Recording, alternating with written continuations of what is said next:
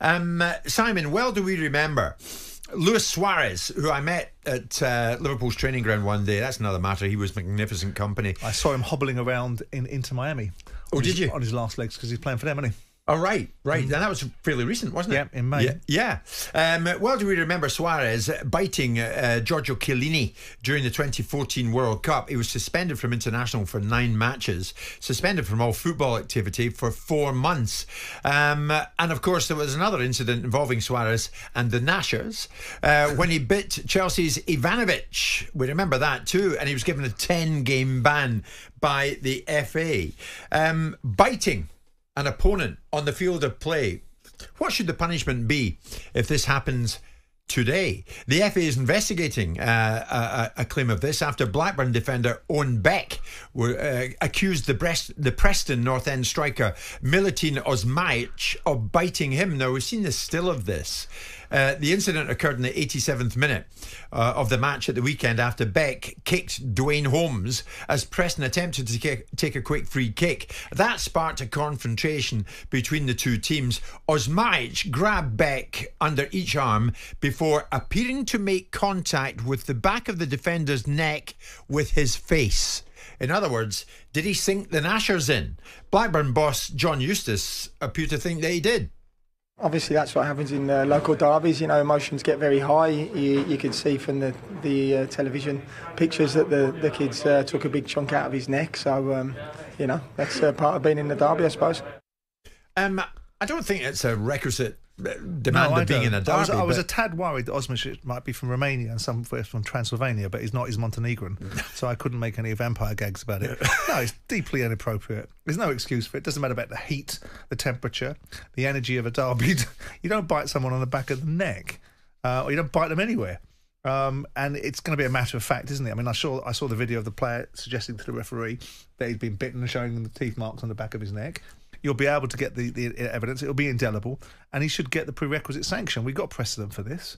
We've got, Suarez and his appalling behaviour, and so you leverage that and you turn it into that is the consequence of his behaviour. Now, people calling for a season's ban, I don't think there's any precedent for that.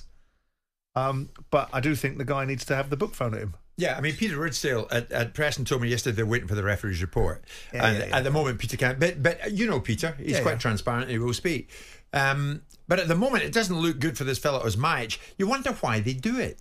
You wonder if he did this, you wonder why they do it, with Sky having cameras everywhere. Well, I mean, it's exasperation, it's frustration, it's not unable to overcome your opponent. I mean, we saw the most celebrated or reviled box scenario was in Mike Tyson biting off Evander Holyfield's ear. In a fight, where there's been broadcast around the world because he couldn't overcome Holyfield and he lost his mind and was frustrated. I don't know what this guy's excuse is, whether his opponent's got the better of him all game and he's subsequently lost his ability to be able to rationalise his thinking, or whether he's just a thug. I don't know. I don't know the kid. But what I do know is his behaviour needs to be consequenced. And it's a ridiculous... I'm not suggesting that everyone must walk around reminding themselves that they're a role model, but you can't have footballers biting one another on a pitch, spitting at one another. I'm not suggesting this is anything resembling spitting, it's biting. So, the evidence will be what it is, and he will get the consequence that he needs to be getting. Yeah. Which I suspect is a significant amount of games. More than that. Is spitting the worst of the lot? Well, biting's pretty bad, isn't it? Yeah. I mean, spitting is a degradation of someone, isn't it? You're degrading someone.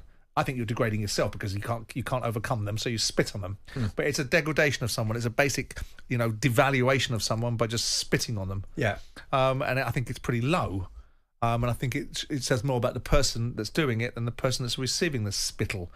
And hopefully we see less of it. But he does need to be consequenced. He should be consequenced by the club first. Yes. There's Kelvin in Chichester who claims that he would have a very relaxed attitude if he was bitten.